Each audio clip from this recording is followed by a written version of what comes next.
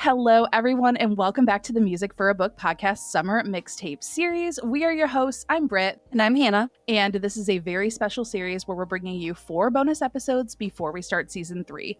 In these episodes, one or both of us, in this case, will come on with a guest host. They're in the driver's seat, so we can think of this as their summer book club discussion. And so for our 3rd episode, we are so excited to welcome our guest hosts, Charlie and Melina, from the Romantasy Reads Podcast. Hi, guys. Hello. Thanks for having us. Thanks for coming I'm super excited to be here. Thank you. So we actually met on the app that I think is now dying, Threads. And we connected on Threads one day and realized, let's support each other's podcast. And yeah, do you guys want to talk a little bit more about your podcast, who you are, all that fun stuff? Yeah, go ahead, Melina. Thank you guys for having us on. So we are Charlie and Melina. We are cousins, romantasy, fantasy readers from way back. I will not tell you how old we are, but we have been reading fantasy for a long time. So Charlie messaged me in February of this year and was like, we got to do a podcast, because we were texting each other over the Crescent City 3 release, and we're like, you know what, our text thread became so unhinged. We're like, we got to share this with other people. I love it. So that's how we got started. Melina's being very nice about it. I pretty much demanded that she was going to do it with me, so appreciate you hopping on board. I mean, yeah, but that's okay. I love that. Sometimes that's the best way to do it. Like, Hannah was living in Arizona at the time, and she texted me and was like, do you want to start a podcast? I was like, sure, let's do it. It's great. Plus, I have so many thoughts up in this big old brain of mine. We gotta chat about them. So might as well do it on air. Here we are. Absolutely. Exactly. So do you guys want to talk about what book series we'll be covering, and particularly why? Because you guys have touched on at least one of these books so far on the podcast. Yeah, so for this guest episode, we chose the Crescent City Series by none other than SJM herself, Sarah J. Maas. So we're going to be giving a brief synopsis of all 3 books and kind of diving into that. And we chose that because we started our podcast, like Melina said, Crescent City 3, House of Flame and Shadow had just released. We read it. We had lots of thoughts. And so we decided to do our deep dive of that. And we really went down the rabbit hole. So we thought, why not? Let's do it. We really did. That's a polite way of saying what we did for this book. And we've always been Sarah fans. So we actually really did picking this book. I think, as other people can attest, other SJM fans, this was the book to really dive in. Yeah. So our summer mixtape series is similar to our typical structure, but a little less plot driven, a little more of like an open discussion, more of like a book club. So how this episode is going to work is we are going to go over trigger warnings, and then we're going to reveal our song choices, which is so fun because we each picked one for each book. So after our song choices, then we're going to move into the book discussion and a brief explanation of the series. We're going to cover anything and everything that happens cover to cover in all 3 books that are released in the Crescent City series so far. If you have not read them and you want to read them, please don't listen. Come back when you have. I promise you we're going to spoil so much. You're going to be very confused. And we're also going to be talking about some Maasverse crossovers, but that's going to be in a specific section, and we will warn you when that time comes. So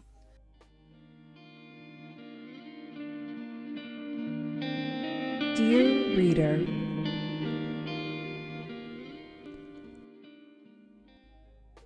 So wanted to go over some trigger warnings. Always check your own personal triggers as well. But for these 3 books, a lot of death, murder, violence, injuries, drug use, grief, suicide, blood, gore, slavery, sexual content, war, torture, mental illness, confinement. It's a hefty fantasy world with a lot of violence. So again, look up your own personal triggers just if you have any concerns, because a lot goes on in this world for sure. so much. So now we're going to go into our song choices, and then we're going to dive a little bit deeper.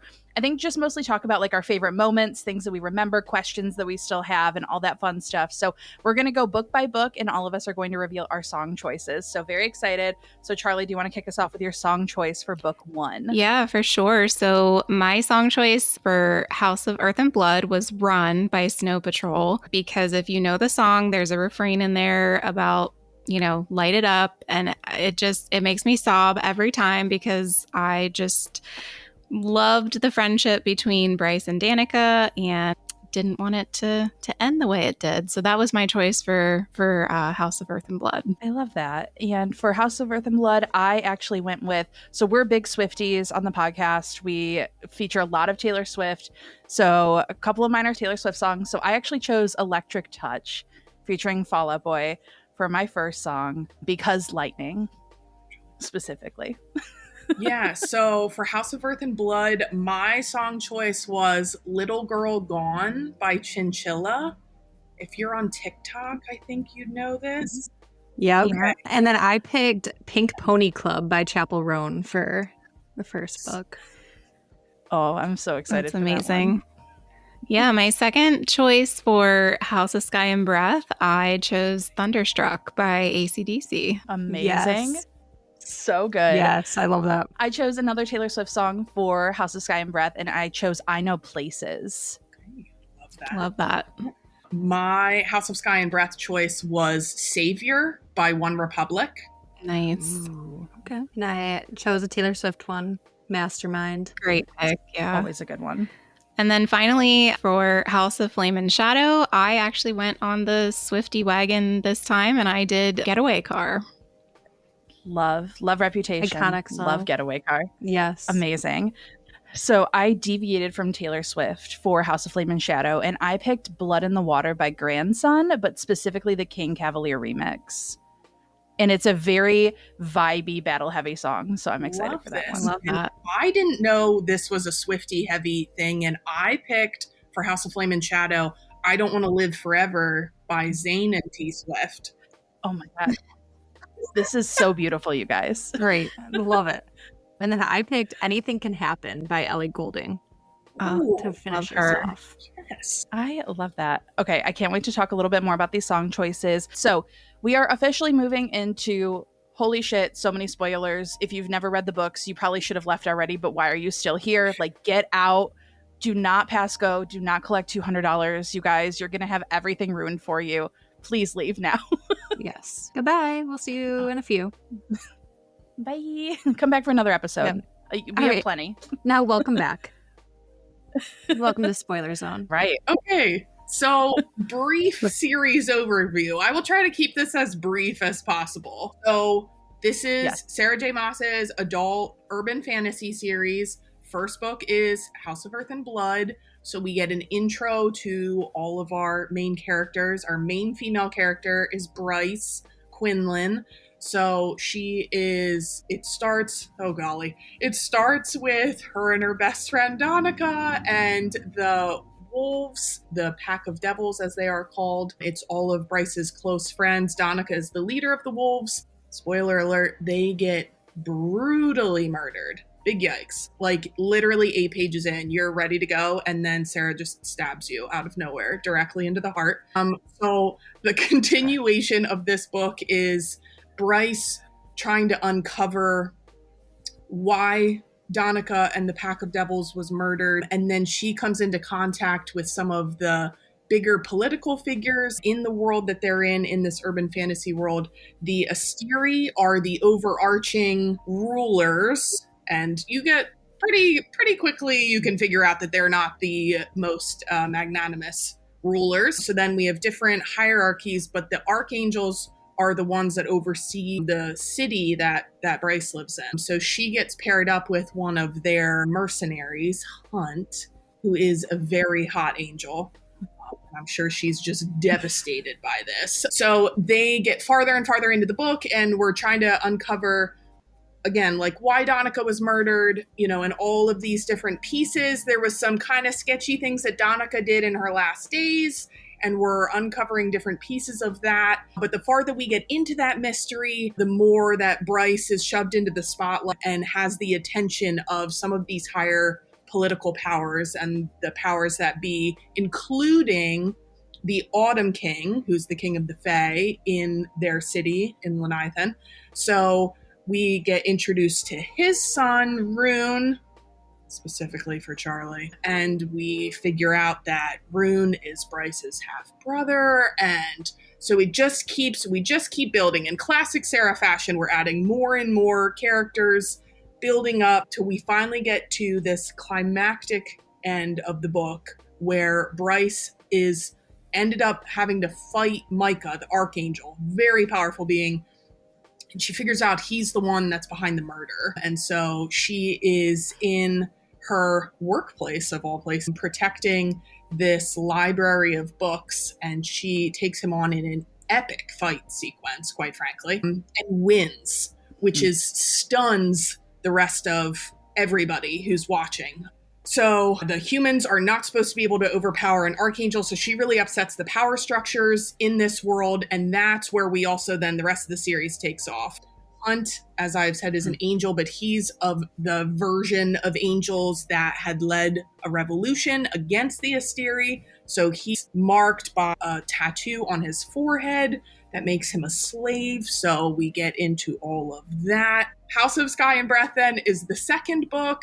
So we really we're introduced to Prince Cormac, who's from a different version of the phase, and he's a bit of a Mick asshole, so Bryce doesn't love him too much. And then we really get a curveball thrown at us when we figure out Cormac is actually part of this network of a spy group. So then Bryce gets pulled into this, and Hunt is like, whoa, no, like, I'm not doing this again. I have the tattoo of a slave for a reason. I did my revolution and I lost everything. But Bryce is really being pulled in. Rune actually gets sucked in and is interacting with an agent Daybright.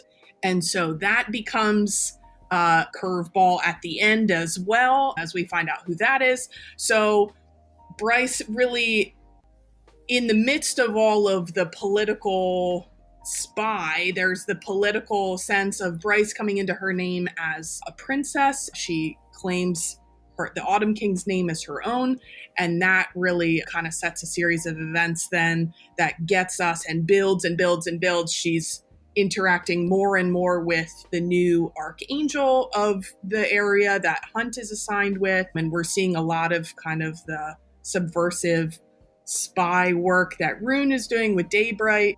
And so then at the end, some of this gets revealed, and Bryce and Hunt and Rune end up at the Eternal City where the Asteri rule, which is super bad. Once you go in there, you're not coming back out. So, of course, Rune and Hunt, are these self-sacrificing males. We love them. And Bryce ends up being able to go through the gate and ends up in another world. And we're like, wow, this is really wild. I wonder where she is. And then it was like the big reveal where we had the ACOTAR crossover, and everything was wonderful and beautiful in life, and it was incredible. And then we get to the third book in this series, House of Flame and Shadow, and life gets really fascinating. So Bryce is in Prithian, interacting with all of our loves of our lives over there, and she ends up in a series of caves that we're thinking, is obviously under the Night Court, and she's in the caves with Az and Nesta for a really, really long time. Way too long that Charlie got real sick of this real fast. Meanwhile, Hunt and Rune and another one of the pack that were going up against the Asteri are in the dungeons getting tortured for like a fairly long time. So yeah, again, heads up on that piece. So then we have some of the characters that we met in the first books. There's some side quests down there. We have Therian, who's a merman who he has some conflict with the River Queen and the Ocean Queen. He has conflict with pretty much everybody, let's be real. Ethan is one of the wolves, like we had met from Donika's pack, and his sort of story, he really comes into his own in the third book, which is cool to see. We have Hypaxia. There's witches in this series as well, and she was queen and is now not queen, and then by the end of this book is a leader of the House of Flame and Shadow. So we have lots of questions about that. So it's really, House of Flame and Shadow is the build up then. We're getting all the backstory of how are the Asteri in charge, where they get all their power from. And then by the end, we have this solution to where they get their power and all of this. And then there's a big battle, and Bryce and Hunt actually end up bringing demons from another realm through to help fight the Asteri. And then there's a black hole that gets made, and I'm not going to explain the black hole in a black hole because that gets wild in and of itself. And there's an epic space battle. Epic is being generous. And then Bryce dies, but joke's on you, she doesn't die. So then she comes back, and we have so many questions, but we got a happy ending, and that's what counts. Exactly. That was a beautiful abridged synopsis of all three books. That was amazing. I love that. No, that's exactly what we needed. That's like all I remember from the book. So. Perfect. Right? Perfect. That's perfect. Beautiful. That's the series explanation. So I love my friend when she tried to get me to read Crescent City like years ago, because what it came out in like 2020, right? I think the first book came out. I think so, yeah. Or 2019, I think it was. Golly, time is no March of 2020. I have the wiki right here. Yeah, and she's like, it's like a fantasy Zootopia. And that's how people described it to me. And I'm like, okay, why would I want to read this? So I think that's like just a random comparison. But that's amazing. I can see why, right? They're not wrong. Yeah. They're not wrong. Right? No. Yeah, it was the last chunk, the last 3 SJM books that I had for myself. So I started my SJM journey back in November, actually, because I was very scared to go back to fantasy after just loving it as a kid and like not knowing where to start as an adult. So Hannah actually forced me to read Throne of Glass first, just knowing like me and my reading habits. And so that's my Roman Empire series. I love it. You guys, I kind of like Crescent City a little bit more than ACOTAR, which is shocking to a lot of people, but I love the like action, the murder mystery. Like it's way more up my alley. The first 2 books specifically. We'll talk more, but I think people were very hard on the 3rd book. I think there are some obvious problems, but like I think people just wanted Rhys. People wanted Rhys the whole time, and when they didn't get Rhys, they were mad. Yeah. But I was scared to read the series, and I loved it. I had so much fun with it. But I went in knowing that people shit on it, so I think that shaped my perception a little bit, because I went in like, okay, people hate this shit. People were pissed. They were burning their books. Like, people were so mad. So I was like, I'm just going to go in with literally no expectations. And I think that made everything 10 times better. Absolutely. Yeah. So talking about the first book, you already kind of touched on it, Melina, but the Pack of Devil's Death literally came out of left field for me. I was like getting so attached. I'm like, oh, I don't like Bryce. I like Danica. And then I was like, what just happened? Did this just happen?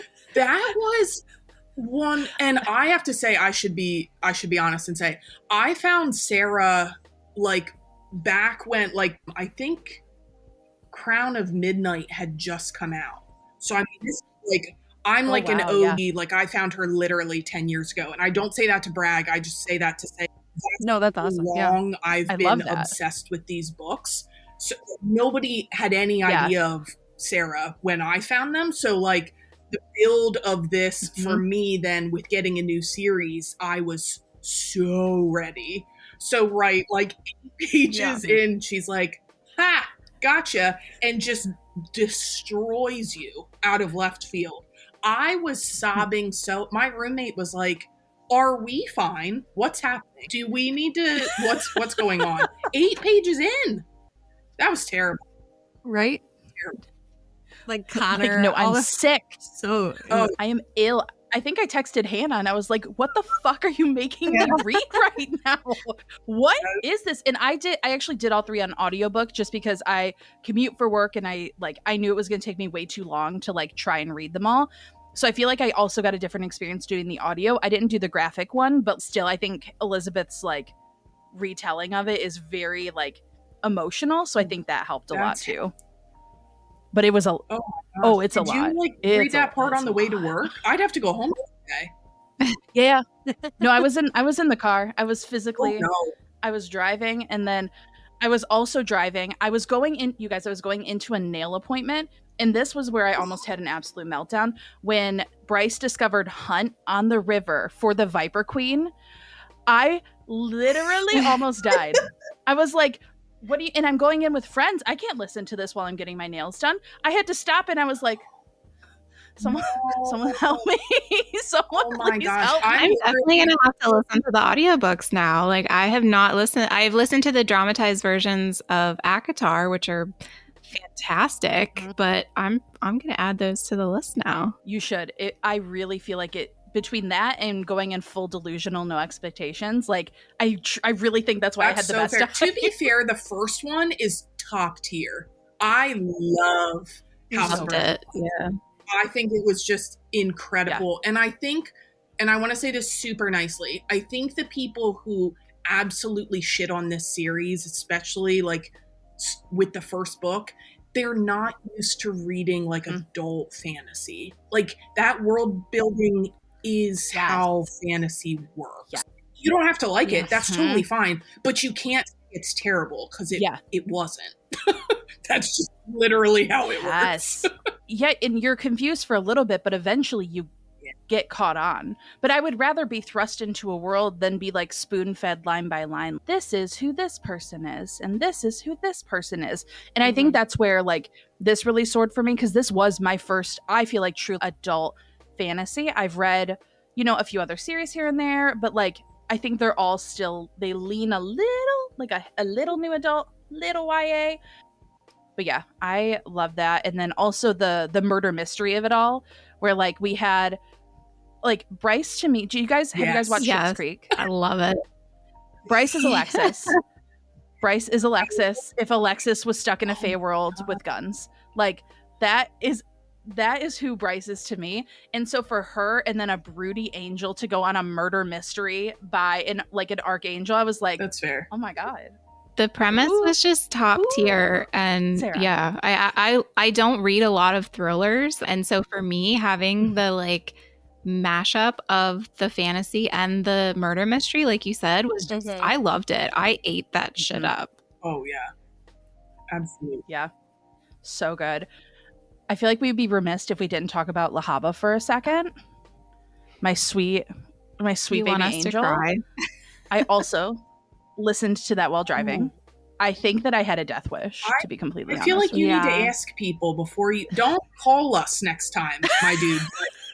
I'm the kid that takes off work the next day when I know a book's coming out, because I'm going to read it the entire night and I will cry to myself. Like I don't want to see anybody. Don't call me. My phone's off. I'm in the dark crying over Lahaba. I am still not over that death. Like I mean, the Pack of Devils death was shocking, but for me, that was the point where I was just ugly crying into my book, and I do it every time I reread it. So correct, it hits you every time. It's not going away. It's every single time. When you do the audiobook, it will ruin your life. I'm gonna warn you now. It will absolutely rip you apart. Worth it, because at this point, like I knew. But something that I think we'll talk about too, and like our little Hannah and I thought we were being really fancy by creating our House of Secrets and Realms section to talk about theory. I was very impressed with that. An inside scoop. I was like, oh my God, do they know a title that I don't know about? And I was like, no. Surprise. On Wednesday, we spent 45 minutes with ChatGPT trying to come up with That's stuff. incredible. Yeah, I was like you, Melina. I was like, oh my God, I totally missed this. Did she post something on her Instagram? Like, what is going on? Nope, that was just us. But I think part of me always feels like I wish Sarah was a little crueler with her characters, because I think sometimes we're reviving a few too many people, and I know that she likes to kill off some side characters and rip our hearts out that way, like Lahaba and stuff like that. But like, again, we're gonna move through. But House of Flame and Shadow, I think the biggest disappointment was that everyone survived. Like, what are we doing? Nobody got killed and then vacuumed up. Okay, that incredible. Yeah, but that was like amazing. Right. Like I had trouble summarizing it because there were so many plot lines and all of them made it. Charlie and I are Disney girls. We love our Disney endings. We love them. But even we were like, now wait a second. Hold on here. Like, I think, you know what? We're going to forget the order. We're just going to talk because I feel like this is just easier. Baxian should have died. Someone should have died. Like, I don't like I vote I don't know Therian. who else. As much as I love Lydia, like, Arian. Therian? yes, Yeah. 100%. I wouldn't have been sad. But as much as I love Lydia, I was preparing for her to die. I did not think we Like, were getting. Mhm. I was like, okay. I was accepting of it. I was like, all right, I definitely we're didn't good. think Like, she has both her of children. them- Like, Yeah, I definitely didn't think both of them were making it through, and I was going to be gutted, but it is what it is. So. I know. Mhm. Yeah, some people needed to Yeah. die.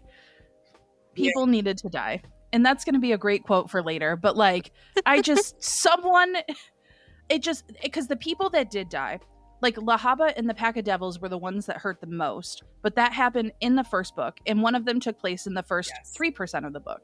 So like, I needed more, like, I don't know, hypaxia. Like, it was too easy. Everything was just a little too easy because I felt like the first 2 books, which she did so fucking well, was like there were obstacles at every turn. And so even when things felt a little too easy, there was always something that like counteracted that. mhm. But this, you're telling me like they walked into the caves and boom, everyone's dead. Like Autumn King's dead, everyone's dead. And it's not to say because I still had fun with this book. I just feel like I think there was the rumor that this was a second draft that she wrote very quickly. I don't know if that's like how much weight there is there. Charlie, do you want to explain our theory? Well, so I talked Let's hear it. to, I can't reveal my source, but they are in the publishing space, and they said that Love this. most books, most authors go through like 5 to 7 edits, and I ghostwrite, so I get that, like it is pretty standard. And I was told that now that Sarah is who she is, that she doesn't go through, she goes through maybe 1 to 2 edits. And so I say this 1,000 times on our show, but I don't think anybody really edited this. And I don't think she wrote all the parts of it. Like being a ghostwriter myself, I can definitely see parts of this book where I'm like, there is no way you're going to get me to believe that Sarah wrote this. None. Like, I'm sorry, full stop. Yeah. So I love that theory, and I love that we have like secret sources now. I feel like we also have an into our House of Secrets and Realms. And you're right though, because there were so many pieces of the book that I was like, I love this. Like I'm having the time of my life. The parts that people were upset with like Bryce being like mean to Nesta and Azriel, and I was like, yes, of course she is. Has anyone remember the sassy bitch from the first 2 books? Yeah, and like we know She was Azriel so and Nesta, but like she doesn't know them. Like we know them. And that didn't bother me like 1/10 of the amount that it bothered me of how she treated Hunt. That's Yeah. yikes. Yes. Yikes. Yeah. That got Yeah. rough. It felt so weird, like, because I think especially because you guys do like these long in-depth breakdowns, so you're really like unpacking it.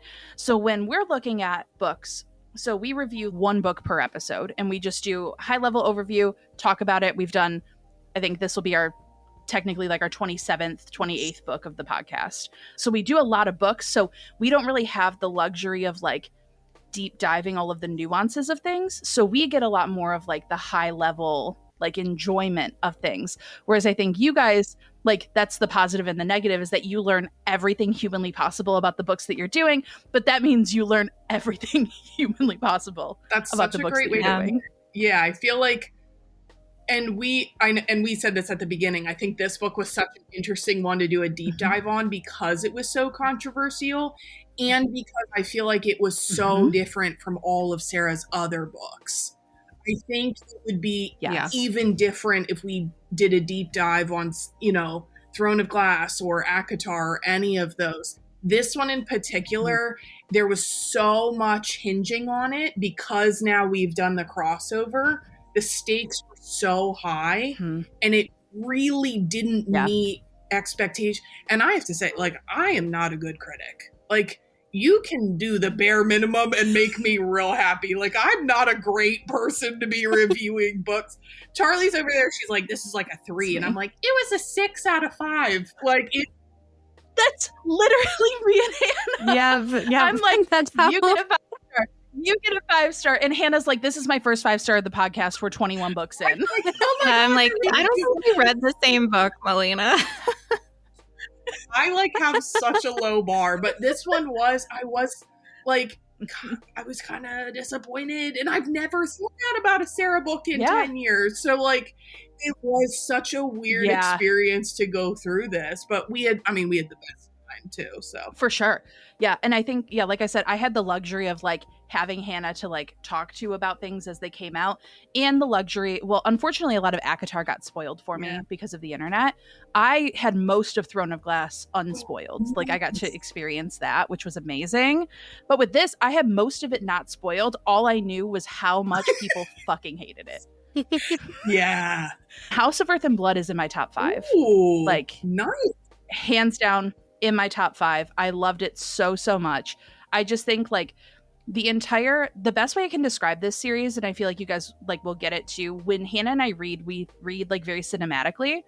And so when we absorb information, we like view it like a movie. Mm-hmm. In House of Earth and Blood, you cannot tell me that the sequence when Bryce is making the drop with Danica, Hunt's dying in the corner, the pack of wolves are coming out to rescue the poor children. They're fighting against like everyone, telling them basically like fuck the humans, fuck everyone. That sequence when it's just lighted up, let's go, I like immediately chills, first of all. But like, how cinematic is that shit? Like, how cool would that be to watch on screen? I need Marvel to get on that immediately. Good Marvel. Pre-2019 Marvel. Yes. Oh, incredible. I'd be thrilled. So good. So leaning a little bit more now into House of Sky and Breath, I really enjoyed this book. However, I feel like, why was the prologue the place where we learned about the Thunderbirds? I don't really even know why we needed the Thunderbirds at all. There's that too. Yeah. Like, because I went back to back almost on these. I was immediately like, am I reading the right book? I know, it makes me think like, are they gonna come back later on? Like, because in like Throne of Glass, when the witches were introduced, I was like, I hate this storyline, skipping all these chapters. And by the end, I'm like sobbing. I'm like, but I feel like it didn't tie in at all really in the third one. So I'm like, where is this? Well, right, because we needed the Thunderbirds to do what we just had Hunt's lightning end up doing. It was awkward. Yep. Right. Yeah. So like, and Emil's hidden, Sophie's at the bottom of the ocean, and Hunt's lightning, we use it. And so why did we need the other two? Yeah. Yeah. Like, I feel like it could have been like a short little explanation. We didn't need like, I think it was like a solid like 20 to 30, maybe even 40 pages worth of Sophie Renast. And I was like, who is she? And then Tharian's his whole mission was to find her and the brother then. And it all amounted to nothing. No. To nada. There's nothing there. We tried so hard and we didn't get there.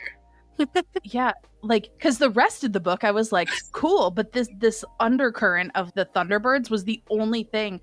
Because I was like, on par. I was like, this is so good. But why? All of the political happenings with the Autumn King, with Bryce and Hunt being mates. I actually have an interesting theory about that, which I'm sure you guys have. I was deep on Reddit yesterday at work. We had nothing going on, and I was really deep in Reddit. But like, that was so cool. Like, day and night. I fucking love Rune and Lydia so much. Oh, you're my people. I love them. Like, Hannah loves Rune. I like, before I even read the series, I knew that was one of her top tier book boyfriends. Like, I was ready, but I was just like, what the fuck is happening? I feel like Sky and Breath was where we did like the Marvel Universe thing a little bit. It got a little too big for us to handle. We took one too many steps outside the circle. And I was like, oh boy, this is getting a little, it was still good, a little unwieldy, but I was like, okay, maybe we can sort of pull it back in. And then we ended up not doing that. But yeah, Sky and Breath was where it was like building out. Like, we were finding out about Hypaxia, and then, so we had the whole, the humans and the spies. There was so much political maneuverings in this book that I love stuff like that. But I think for people who don't love that as much, it which is probably why people were shitting on it. It was a lot. It was a lot to intake.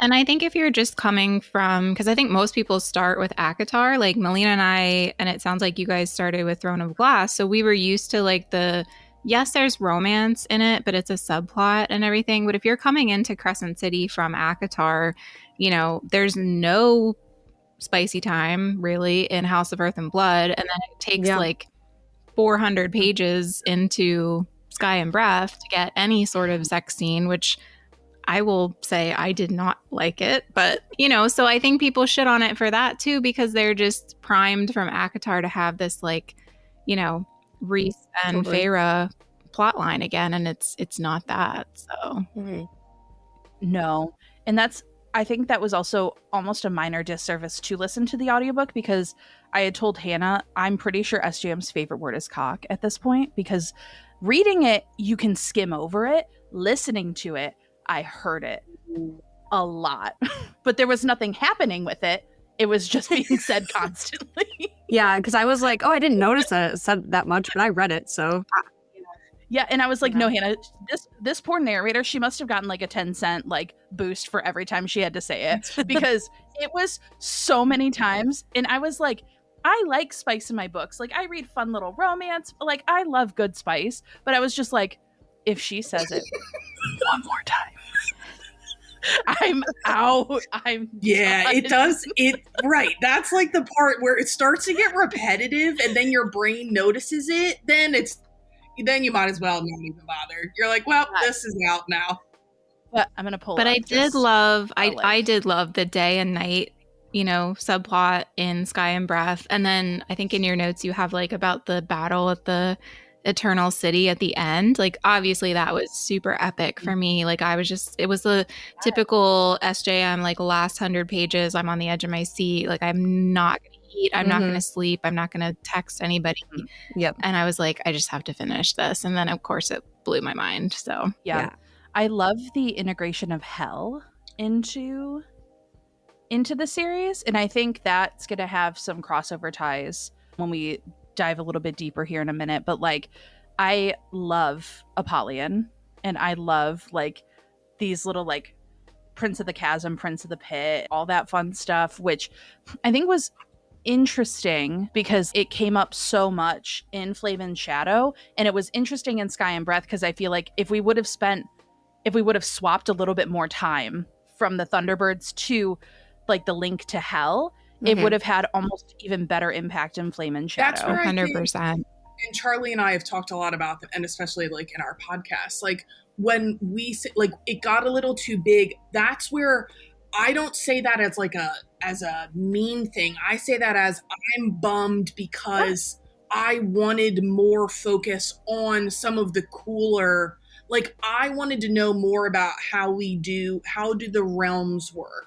We talked about this in one of our episodes. Like, is hell like what we think of? Some of us think of like, it's right next door, or is it just another realm? Like, is it specifically a bad realm? How do the realms work? So Prithian and hell are essentially, right, like the same thing. They're just another realm, but they specifically refer to all of the beings in hell as demons. So why do we get, this is where my fantasy nerd comes out. Like, if the Thunderbird wasn't going to equal anything, get rid of that and then give us like the cool princes of hell. The cool stuff. That's awesome. Mm-hmm. Yeah. Yeah, there's so much lore and so many, again, like I said, I went on a Reddit unfortunate spiral, and it was fortunate in some ways, unfortunate in others, because I was like, oh, my brain hurts. There's too many like tie-ins, and there's a lot of like mythology tie-ins that I'm not super familiar with, but I think are quite interesting. And I think too, like in Sky and Breath, I feel like they kind of like blend together a little bit for me, just like some of the aspects of it. But like with Ethan and Sabine, so then we have the astronomer, and he has these beings that are being held in like they can see through like these planes of existence. So like, does he have a tie to some of these other worlds? Like, how is he legally able to do these things? Like, what's going on here? And then I also thought, why the plotline with the Fendir heir, the whole rescue, for her to be thrown into the pit against Ethan with the Viper Queen, and then kind of be resurrected, but not fully. Like, we're not going to be able to like necromance her entirely, just for her to die so Ethan can become Prime, also felt just a little gratuitous. What did we need that for? We hated the whole podcast in full now that I'm you should. We're dying to know your thoughts. I mean, we were I know, I've been waiting for her to finish so we can... a little harsh overall on the book, but I think it's justified. Like, I think we justify ourselves in our explanations. But yeah, we hated, or I hated, I think Melina very much disliked that storyline. Yeah, there was a lot in there that we were like, what is the fucking point of this, honestly? We said that a lot, which is not what we want to be saying about like main plot points of the book. That could have been so cool. And then we got to like the wrap up of it in Flame and Shadow, and we're like, what the fuck? I wanted this to be so much cooler. What happened? Now we have a dragon. Now we had Fendir Air, another one. And then we have like, now we're going to start blurring, I think, just right into Flame and Shadow, because it kind of like crosses right into it. But like, now we have the actual Prime, who's like, Ethan's now my Prime. And Sabine's like, no, literally go fuck yourself. And then Ethan's like, JK, look at this serum that I made in literally 2 hours with Hypaxia, because the timeline of Flame and Shadow is like, I don't know, a week, and then 48 hours is when like 600 pages take place. A little confusing. It was a little much. Again, I'm easily entertained, so I had fun, but like talking about it, I know the massive amount of holes that took place. Well, like, I mean, I'm going to jump way ahead. And I mean, the reason why I picked my song, Anything Can Happen, is because I feel like the third book, like, anything can happen. Like, it was just a free-for-all.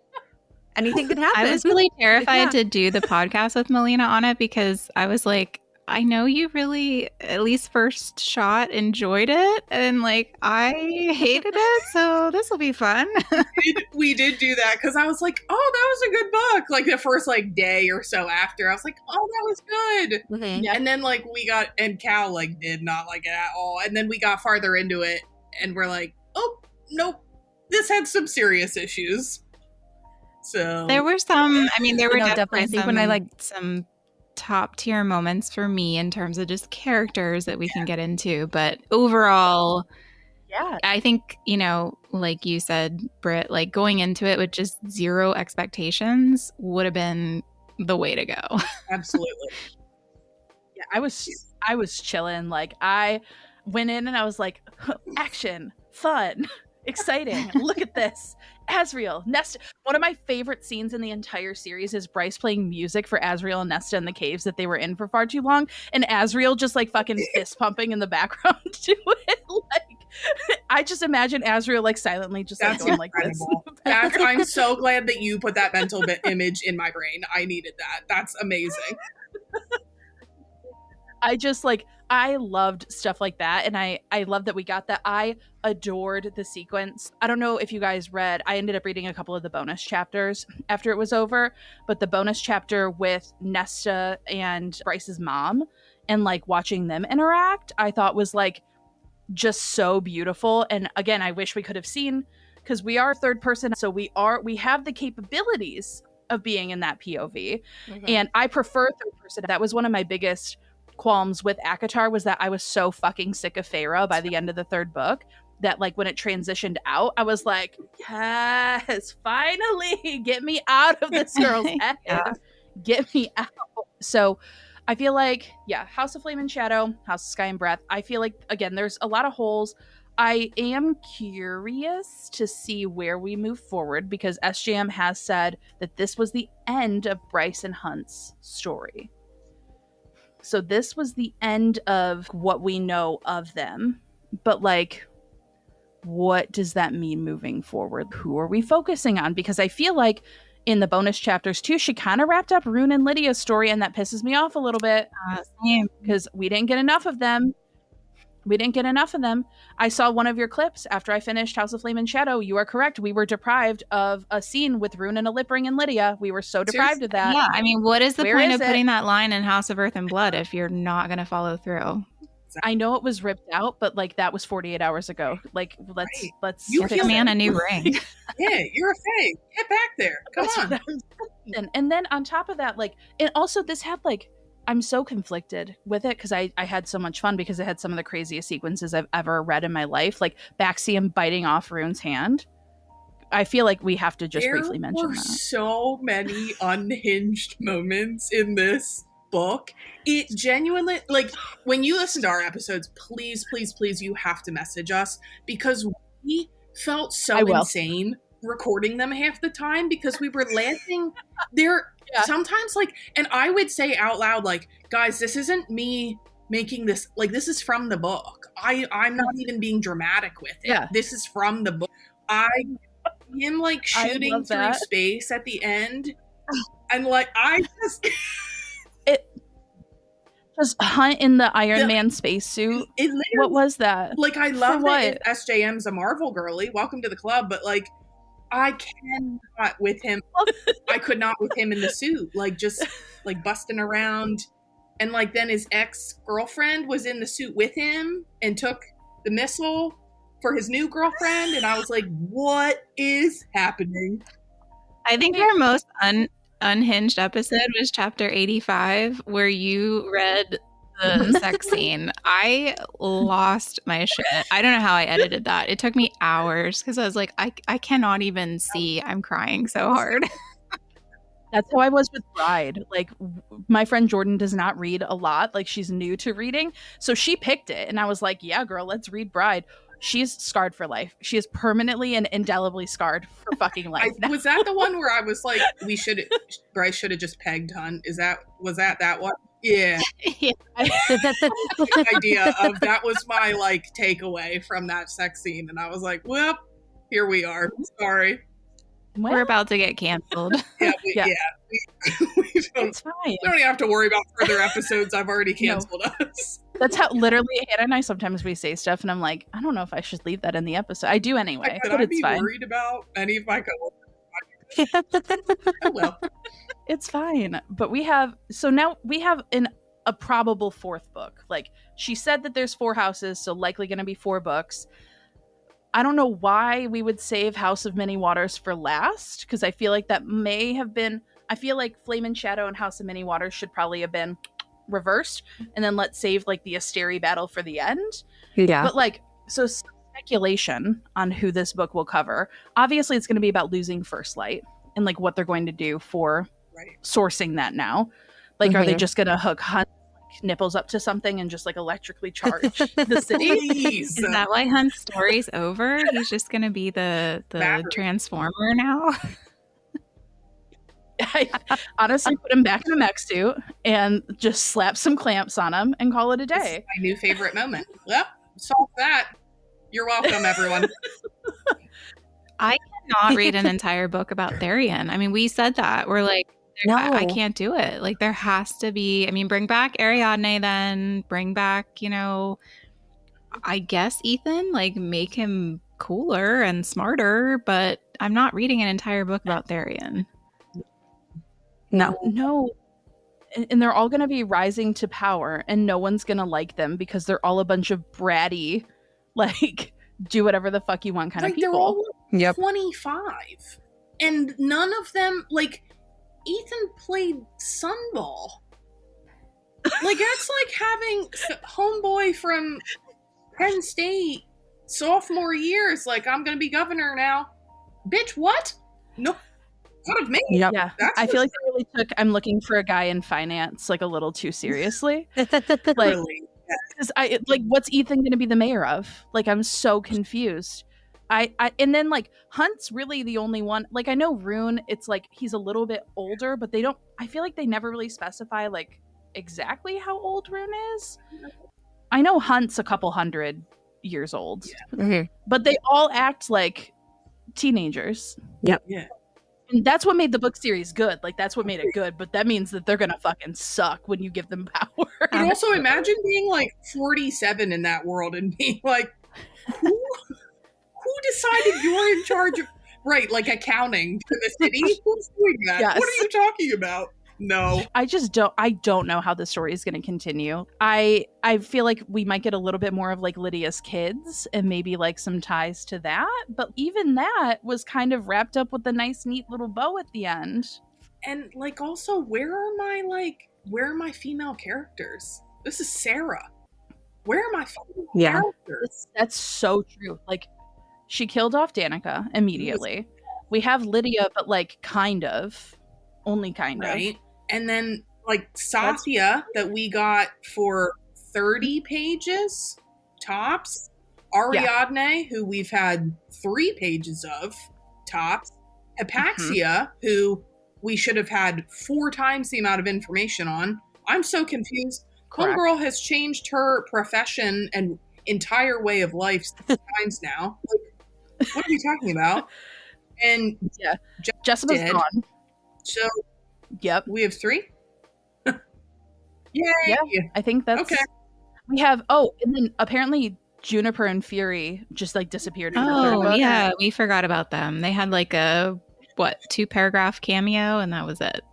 They did, but super important the first 2 books, but somebody had to bring Bryce the helicopter, guys. You're forgetting that. Somebody had to bring Bryce the helicopter. It had to be Fury. Absolutely. We did have the Hind too, but she turned into a zombie, and then we killed her too. Yeah. Oh, the harpy. Oh, yeah, the harpy. I'm sorry. Yeah. The harpy. Yeah, I'm curious. I think that after the significant backlash, some of which was warranted, some of which was not, in my opinion, I think that she's going to take a different approach for this next book. Because if she doesn't, I think she's going to lose some people. And I also think... So now I feel like I'm going to officially throw the spoilers. We're in our House of Secrets and Realms section. I'm going to be referencing Crescent City, Throne of Glass, and ACOTAR. So if you need to pause now, because I'm gonna talk about some crossovers here and some possibilities moving forward, because I think that Sarah's been loosely referencing. I know she said she closed the door on Throne of Glass, but I don't think she did. When she said like, I'm going to be writing in a world that people are going to be very excited about, but I'm not going to talk about it yet. I think that the only reference that makes sense is to Throne of Glass. And I think especially with like, because it's my favorite, I immediately picked up on all of like Lydia is tied to Aelin and Brannon. She named her son Brannon. She has the fire like Aelin does. And there's the shifters from Avalon. And then the specific fae that they were saying like, oh, there's different types of fae that like shift into animals. And I'm like, that sounds like the cadre. And that sounds like the group of ancient fae males that were in Throne of Glass. In Throne of Glass, there was a time where Aelin's like, oh, everyone just like disappeared from Earth and we haven't seen or heard from them since. Like, did they world walk? Did they go to another universe?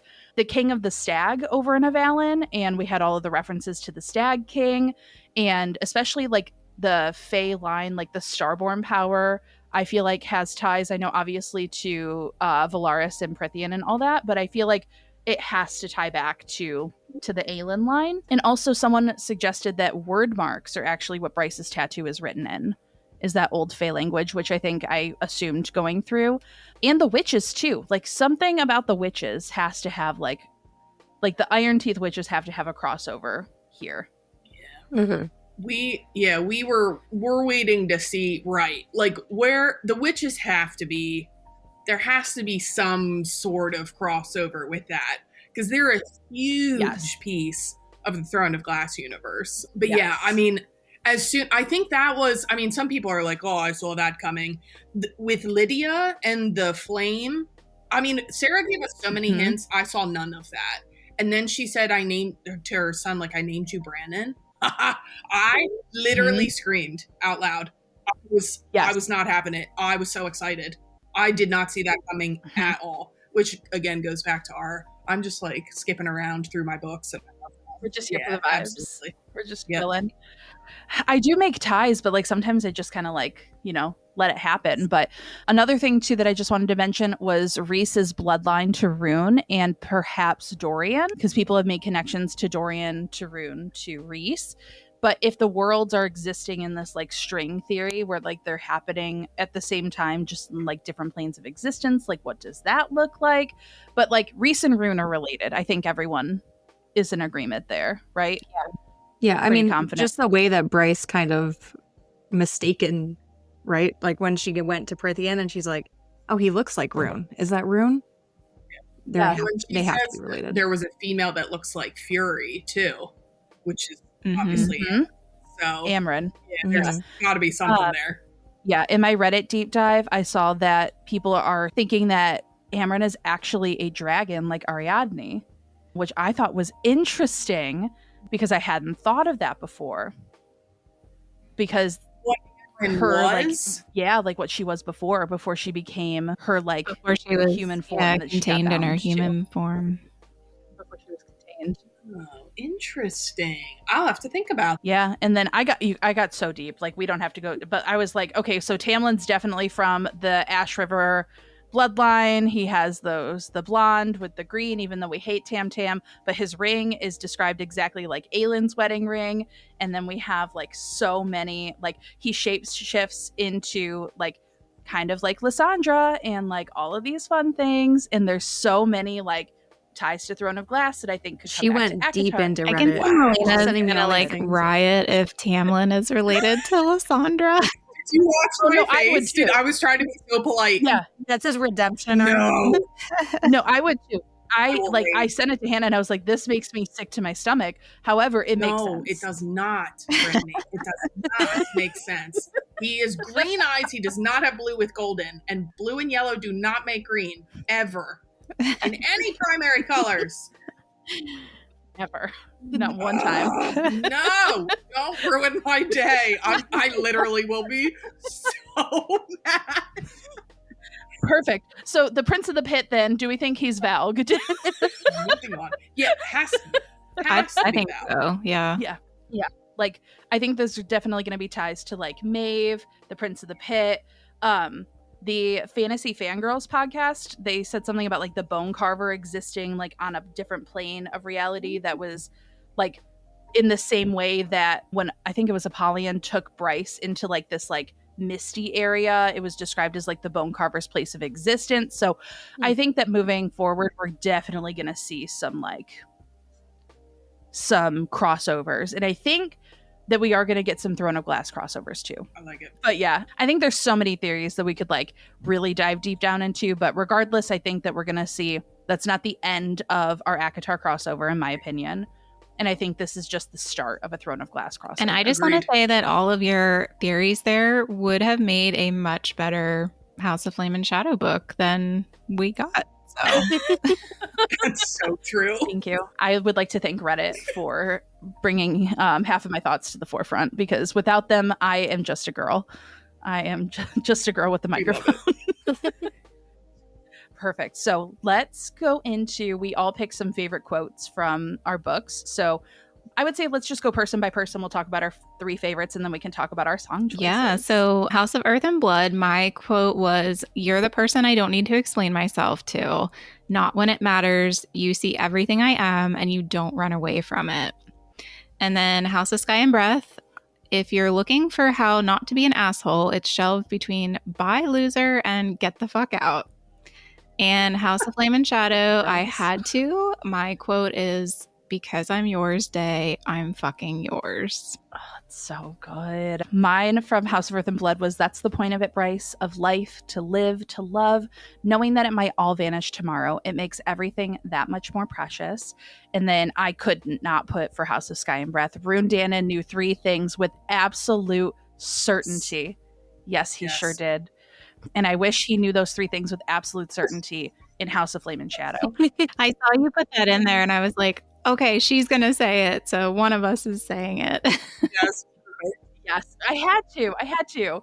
And then I had to put a sassy Bryce quote. So that is what I want on my new business cards. Bryce Quinlan, better than expected. I love that line. Love that line. My House of Earth and Breath quote is, "All my power couldn't find it, but you loved her.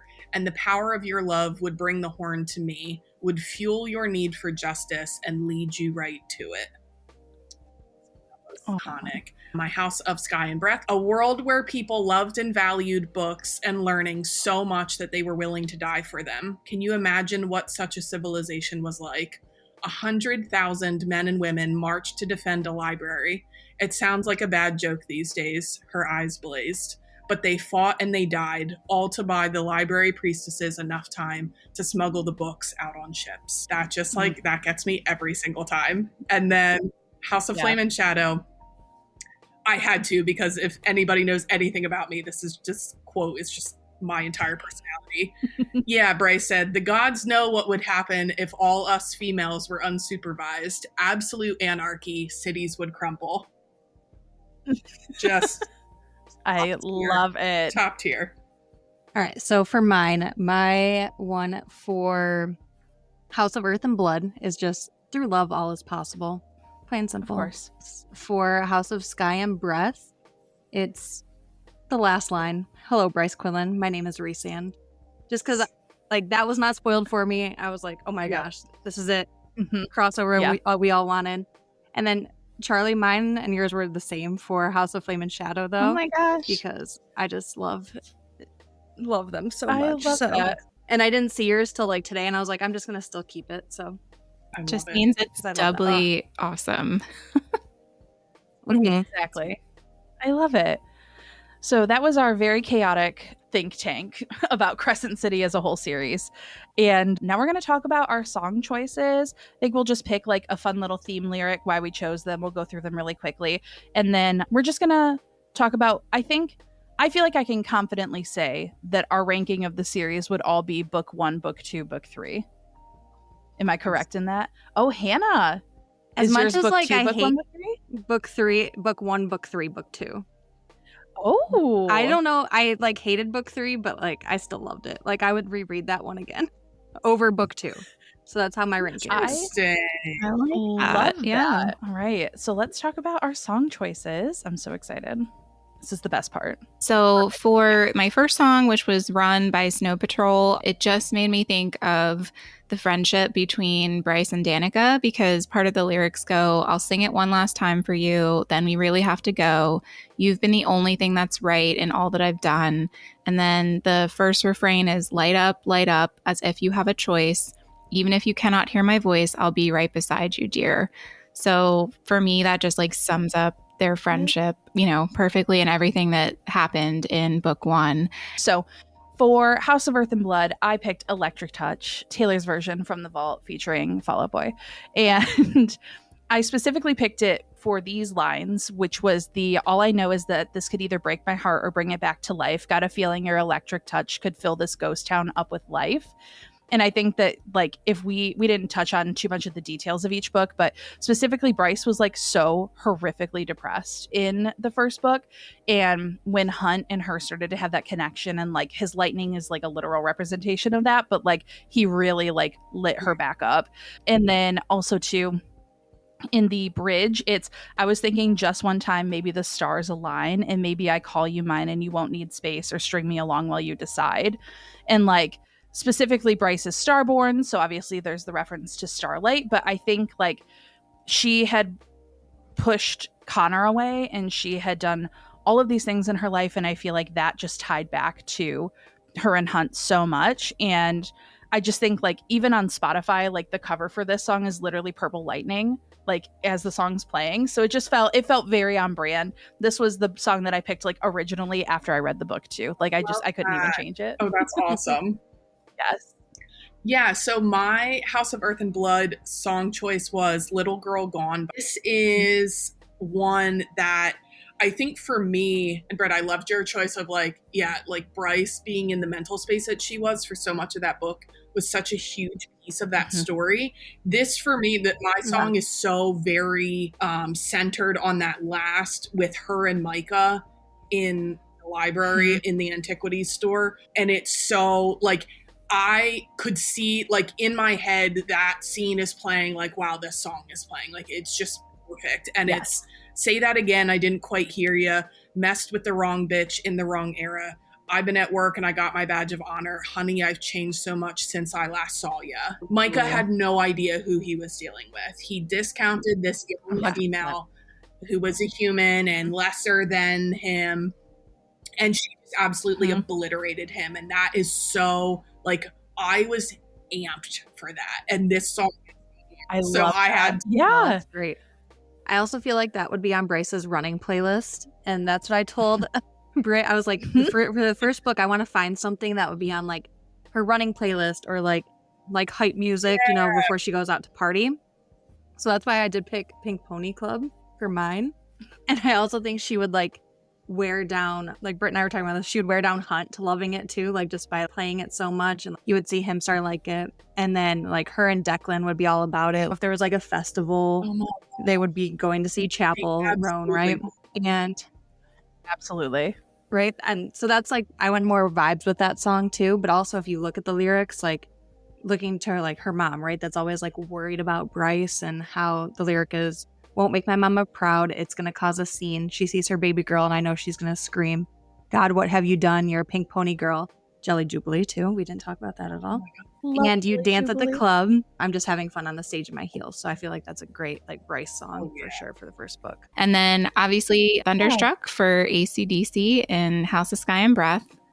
The typical cliche about the Thunderbirds, but then also like it just kind of has that whole vibe of, you know, things are happening, things are getting like, you know, things are escalating. Like I was shaking at the knees. Could I come again, please? Kind of made me, you know, the whole sex scene at the bottom of the river or the bottom of the ocean on the depth charger, like was kind of weird for me. But yeah, I mean, the whole song kind of just vibed with me for that book. Oh, it's so good. I love that. So for House of Sky and Breath, I picked I Know Places, also by Taylor. And this song is in homage to like the first chunk of the book where like her and Hunt are just trying to live a normal life. Which also like the withholding sex from each other was very weird to me. But like this gives me that vibe because it's like, you stand with your hand on my waistline. It's a scene and we're out here in plain sight. I can hear them whisper as we pass by. It's a bad sign. So see the vulture circling dark clouds, loves a little flame, it could burn out. But specifically, they got the cages and the boxes and guns. They are the hunters and we are the foxes and we run.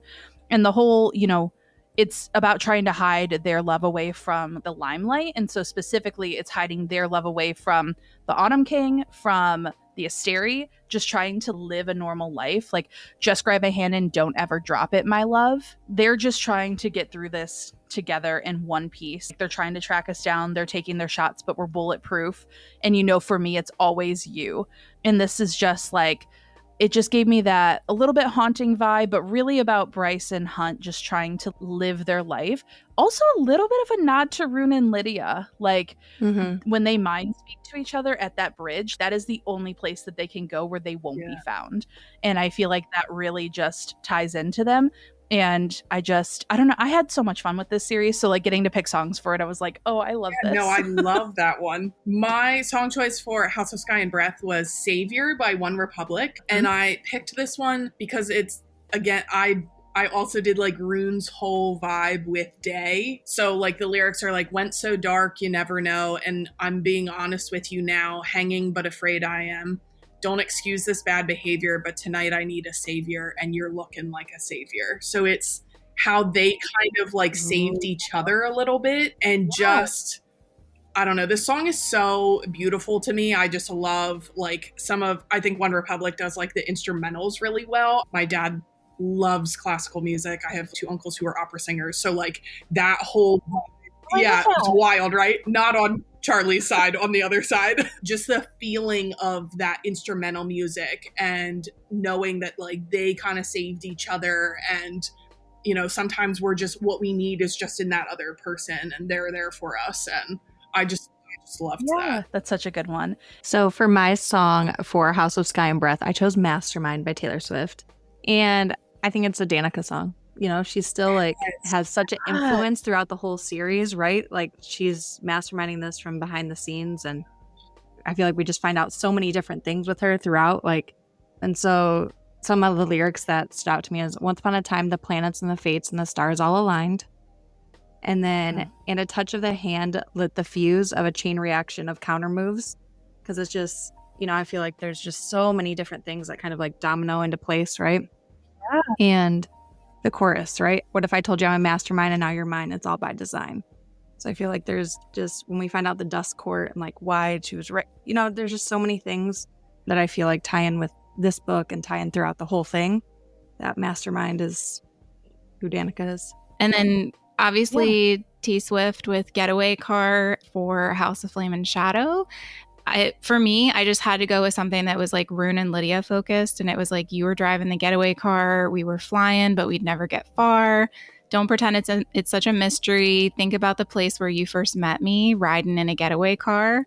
So it just brought back like their kind of whole story arc, redemption, you know, ending up together. Like it was perfect for me. So I love that. Perfect. My last song is the one I'm actually most excited for. So for House of Flame and Shadow, this is a full vibe song. I played it for Hannah the other night and I was like, this is no question. Like this is going to be my song. So it's Blood in the Water by Grandson, specifically the King Cavalier remix, because that's the one that I like heard the song as. But the words, like this is the final battle song and no one can tell me otherwise. So it says the like chorus part is, we'll never get free, lamb to the slaughter. What you gonna do when there's blood in the water? The price of your greed is your son and your daughter. What are you gonna do when there's blood in the water?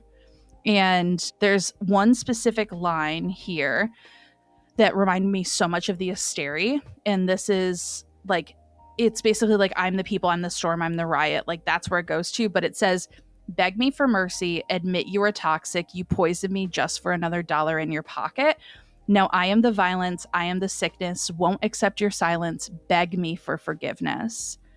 And that's like, that is Bryce to the Asteri. Like that is the battle scene. And it's just like, what are you going to do when there's blood in their water? And another dollar in your pocket to me is just like the metaphor for the First Light and them taking the souls, like the dollar's equation to souls. You poisoned me, like you literally poisoned the water. And it says too, like you thought you could go free, but the system is done for. If you listen real closely, there's a knock at your front door. Like this is this is, you're gonna have to go like listen to this right after, because battle song, like it is just, oh, it's so good. Oh, that's fantastic. But yeah, full vibes. I love it. Oh my word. And I went a different vibe for House of Flame and Shadow. I went I Don't Want to Live Forever by Zayn and R. Taylor. This was like and I went for like the lighter vibe just because like at this point, Flame and Shadow, I think it was supposed to be so hefty. And like after we've deep dived it, I just like all I can do sort of is like giggle at it because it's just kind of like out there and I love that. So this was kind of like giving Hunt and Bryce's relationship with throughout this book, which was like a little bit, it's like a relatively dramatic, which I kind of love. Like I'm a dramatic girly, so great, love them. And it also same, like right.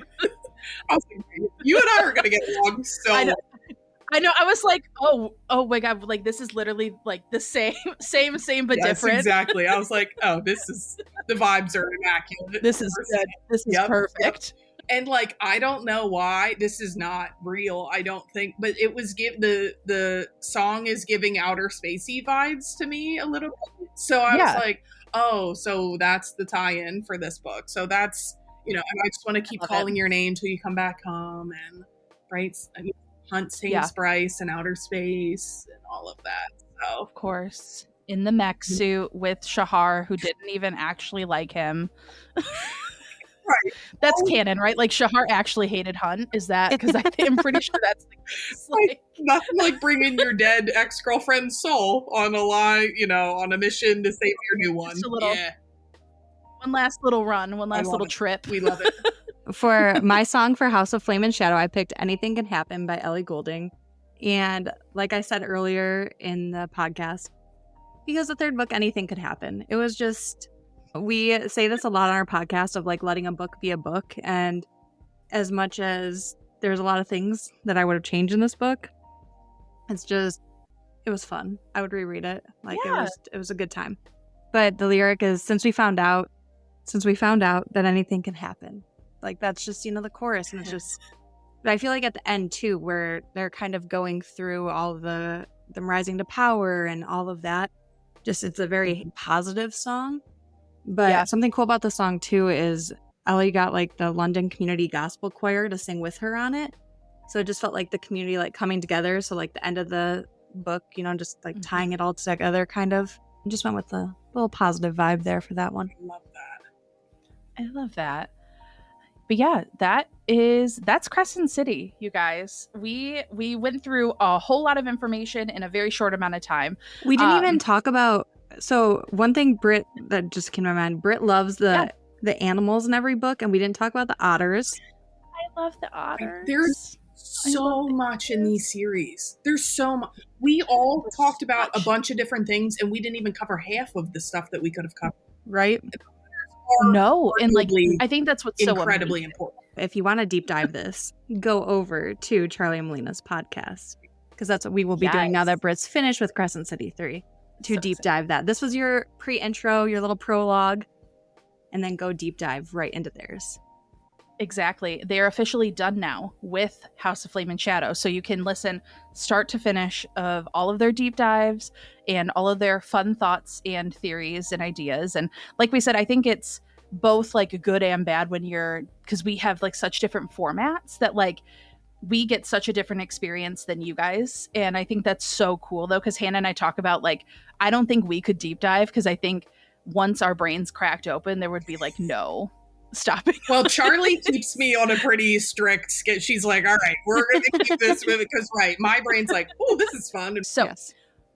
Our next episode is our last Summer Mixtape series. We are so excited for this one. So it is our first ever author debut. So author Whit Stanfield will be coming on to discuss her debut novel, A Sea of Song and Sirens. It is a gorgeous romantasy about naiads that has angry Moana vibes with twists and turns that will shock you and give you whiplash in the best possible way. So we are so excited to be discussing that book with her, a little bit more of her writing process. And we are hoping to maybe, hey Whit, sneak out a couple of things about book 2. That's coming out later this year. Yes. We'll try to wear her down for sure. Yes. So thank you guys so much for listening. And a huge thank you again to Charlie and Melina of the Romantasy Reads Podcast for joining us today. This was so much fun. And hopefully we can do something else in the future because like this is such a gosh. Yeah. Yes. Thank you both for having Charlie and I love doing this. We have met so many cool people on this. And yeah, the vibes today were immaculate. We loved this. I love it.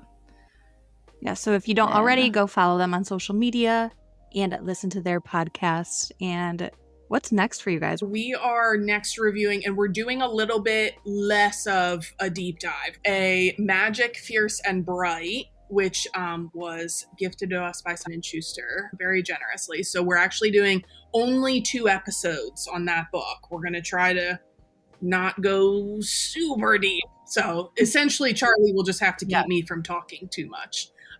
We're really excited that it's a new book coming out, so we will let you guys know. I love that. Always looking for good book recs. Same. So please, Sabrina Carpenter reference there. Follow us on Instagram, TikTok, Discord, Patreon.